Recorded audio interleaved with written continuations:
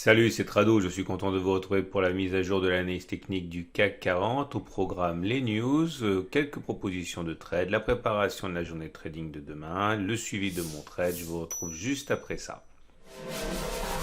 0,80% de hausse et franchement on comprend pas vraiment pourquoi puisque aucune nouvelle ne vient justifier cette hausse. Certains disent que c'est la perspective d'avoir des informations intéressantes et porteuses pour les marchés pendant le symposium de Jackson Hole qui explique la hausse. C'est d'ailleurs l'excuse qui avait été donnée pour expliquer la baisse, hein, la prudence avant le même symposium de Jackson Hole. Donc non, franchement, il n'y a rien qui justifie la hausse et ces mouvements erratiques montrent surtout qu'on est dans une période de congestion sur le CAC 40, on ne le dira jamais suffisamment. Hein. Regardez ces mouvements oscillatoires, ondulatoires à l'intérieur de ce grand triangle symétrique. Je l'ai dit, je le répète quand même pour les derniers arrivés. Voilà, tant qu'on ne sera pas sorti de cette zone, toutes les évolutions seront de nature complètement erratique et sans véritablement donner de sens. Hein. Il faut sortir de cette figure. En tout cas, c'est pas parce que on ne sait pas pourquoi ça monte qu'on peut faire comme si ça ne montait pas. Et nous avons donc, pour commencer ici, hein, toujours le statut de ce gap qui n'est pas démenti. Hein. On pouvait craindre, moi le premier, qu'il s'agisse d'un gap commun sans aucune signification, ce qui aurait signifié, enfin ce qui aurait été de pair avec un comblement rapide du gap. Or, vous voyez bien que le gap n'est pas comblé. Donc pour l'instant, ce gap haussier demeure porteur. Ceux qui ont acheté d'ailleurs sur la foi de ce gap haussier pour l'instant ont eu raison de le faire. Nous sommes plus très loin de la résistance mineure des 5112-5121, mais je pense que pour rallier cette résistance, il faudra que les grands argentiers jeudi annoncent des choses positives pour les marchés, à commencer par Jérôme Powell. Je rappelle au passage quand même hein, que nous avons des retracements de Fibonacci ici dont le message n'est absolument pas invalidé.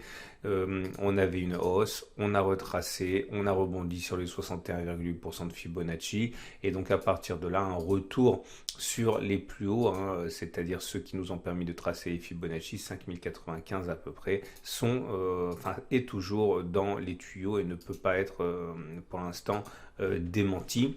Maintenant de là les plus hauts c'est encore autre chose, on y reviendra un peu plus tard avec les extensions de Fibonacci. Je rappelle également que nous avons une fourchette d'Andrews qui traîne et qui est assez intéressante. Je rappelle qu'on avait eu un refus de médiane sur cette fourchette. Ok, j'en parle parce que c'est important pour la suite. Hein, vous voyez, on n'est pas allé chercher la médiane de la fourchette d'Andrews comme on le fait généralement. On est sorti et donc du coup, ça a alimenté la possibilité d'aller chercher un contact avec la ligne pivot 1, pivot 3. On fait sauter le 2. Ouais, ça a été fait ici. J'en parle parce qu'on a toujours quelque chose de similaire qui s'est produit par rapport à une grande fourchette d'Andrews qu'on avait déjà signalé hein, il y a pas mal de temps. Voilà, un plus haut, un plus bas, un plus haut. On aurait dû normalement statistiquement aller chercher la médiane, on l'a pas fait, il y a eu refus de médiane, donc normalement on est censé aller chercher un contact avec la demi-droite 1-3, ce qui correspond en fait au haut de mon triangle symétrique. Hein. Donc c'est toujours pour l'instant validé, ou du moins c'est pas pour l'instant invalidé. Regardez la forme du chandelier du jour. Alors la forme du chandelier du jour est particulière puisque au-delà d'être verte et d'être de belle facture, elle vient avaler la bougie précédente. C'est un avalement aussi. Bougie rouge, bougie verte, le corps vert avale le corps rouge, on ne s'intéresse pas aux mèches. Hein. Et normalement, encore une fois, c'est un signal réputé haussier. Alors ça va justement être l'objectif du backtest du jour. Alors pour varier un petit peu les plaisirs, on va considérer la chose suivante. Je vous rappelle que tout ce qui suit est donné à titre purement informatif et de partage de ma méthode. Il n'y a aucun conseil et le backtest qui va suivre n'a aucune validité scientifique parce que l'échantillon n'est pas suffisamment large. Donc voilà le pari que je vais faire. Je vais considérer la moitié du corps. Okay, et je vais considérer que le pari sera perdu si on va plus bas que la moitié, le niveau médian du corps. Et le pari sera gagné si on va au moins plus haut que ce niveau-là avant que d'aller chercher donc le niveau plus bas. Donc clairement, si on va chercher les 5021, ça sera 5020, bon, faut faire les choses sérieusement, moi je fais un peu à la louche comme ça. Si on va chercher les 5020 en premier, c'est perdu. Si on va chercher au moins donc 0,55% au-dessus, si on va chercher au moins 5078, voilà ici, c'est gagné. Ok, mais on va voir ce que ça va donner. Premier test, ici, c'est perdu. Vous voyez, bougie rouge, bougie verte, avalement haussier. On est allé chercher beaucoup plus bas que le niveau médian de la bougie d'avalement haussier, c'est perdu. Ici, vous voyez que c'est gagné, puisqu'on est allé chercher mon niveau d'invalidation du trade, il était à 5048, ce qui correspond à une distance reportée au-dessus de la bougie qui a été bien largement atteinte avant de revenir sur la bougie 3. Donc là, c'est gagné. On va aller vite maintenant.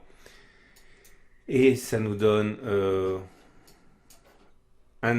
deuxième succès, troisième succès, vous voyez, un échec, un succès, un deuxième succès, un troisième succès, un échec, deux échecs, trois échecs, quatre échecs consécutifs, un succès, un échec, deux succès, trois échecs, un succès. Et on arrive donc au résultat suivant. Sur 20 occurrences, on a 10 échecs et 10 succès, autrement dit 50% de chance. Est-ce que ça veut dire que vous pouvez mettre cette statistique et ce backtest à la poubelle sans passer par la case recyclage? Non, non, parce que si en termes d'analyse technique, bon, finalement, ça nous apporte pas grand-chose par rapport à la suite, ce backtest précis, en tant que trader, ça peut être intéressant parce que il suffit d'avoir un objectif qui est supérieur finalement à la perte engagée si le trade est perdu, si la statistique n'est pas respectée. Je dis n'importe quoi. Si par exemple votre stop loss il est à 0,5% à la baisse et que vous visez plus que 0,5%, sur le long terme, eh bien vous avez ici un setup qui fonctionne très très bien. Mais il faut encore pour vous mettre les mains dans le cambouis, regarder où vous entrez. Vous pouvez attendre un petit peu avant de rentrer également et pour avoir un ratio gain-risque supérieur à 1. Vous pouvez viser à un niveau tel que vous avez un ratio gain-risque supérieur à 1 également, etc., etc. Bref, c'est à vous de jouer. Et en tout cas, je vous encourage vraiment à regarder ça d'un petit peu plus près, puisque ça pourrait vous donner un setup intéressant. En tout cas, ce qui nous amène aux éléments purement techniques, la moyenne mobile à 20 jours, la moyenne mobile à 7 jours, la moyenne mobile à 30 séances, la moyenne mobile, on va convoquer également le parabolique SAR et les bandes de Bollinger. Alors, on va faire les choses du plus simple au plus compliqué. Alors, vous allez me dire, ouais, mais attends, Trado, c'est quoi ton histoire? Tu regardes toujours les moyennes mobiles, tu regardes les chandeliers japonais alors que tu dis que tu es en période de congestion. Oui, alors d'une part, parce que si je le faisais pas, il y aurait rien dans mes analyses techniques, il y aurait rien à backtester. Et quand on backteste, on peut backtester en toutes les conditions. Donc ça, déjà, c'est une chose.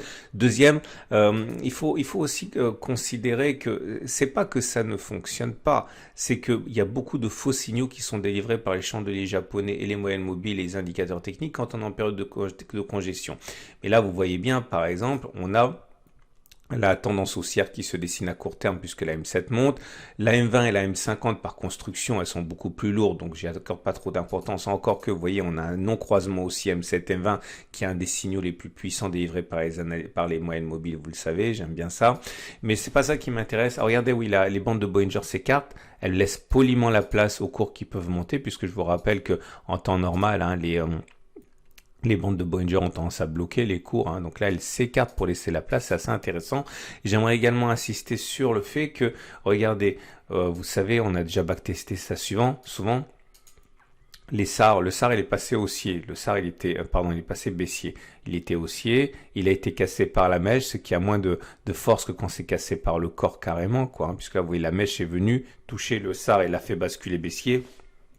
Mais en vérité, la manière dont le SAR originel est créé, normalement ça ne devrait pas basculer rouge, hein. C'est une sorte d'extension d'abus qui a été fait avec le temps, que même la mèche peut renverser le SAR, mais à l'origine c'est les clôtures qui comptent. Donc on n'a pas véritablement cassé le SAR. Mais enfin on a backtesté, on a vu que ça fonctionnait quand même, moins bien mais ça fonctionne. Et là vous voyez, on remonte tout près du SAR. Donc vous avez un ratio gain-risque très intéressant éventuellement si vous voulez initier une position vendeuse en mettant un stop loss en cas de cassure du SAR à la hausse, hein.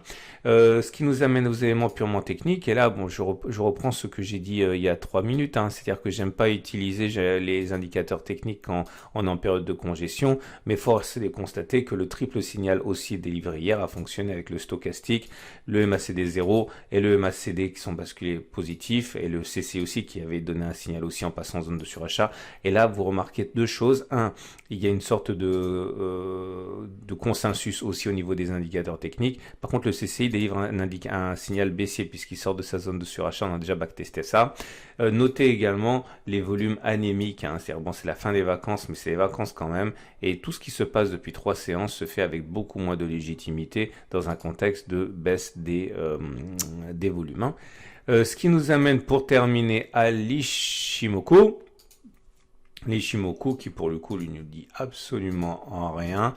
On est toujours en tendance neutre, hein, puisque comme vous pouvez le voir, on est avec un nuage qui est complètement à plat, vous le voyez. En plus, il vient de retwister dans l'autre sens, un twist, twist, twist, twist. Bon bref, c'est neutre. La Kijun qui est en dessous des cours et qui descend, pareil pour la Tenkan. Bon, tout ça, c'est archi neutre. On surveille de très très près, vous le savez, cette oblique-là et la confrontation d'ici 2-3 séances des cours avec, enfin de la Ginspan avec cette oblique. Attention quand même parce que notez, je vais le tracer un peu de manière un peu plus professionnelle, sinon c'est pourri. Voilà, on va faire comme ça. On va faire comme ça. Donc ça veut dire que quand les cours seront à peu près ici, là, ok, la lagging span sera sur l'oblique et on risque de subir un tir de barrage de la part des algos, des robots, des traders qui utilisent l'Ishimoku, hein, puisque ça risque de secouer un petit peu.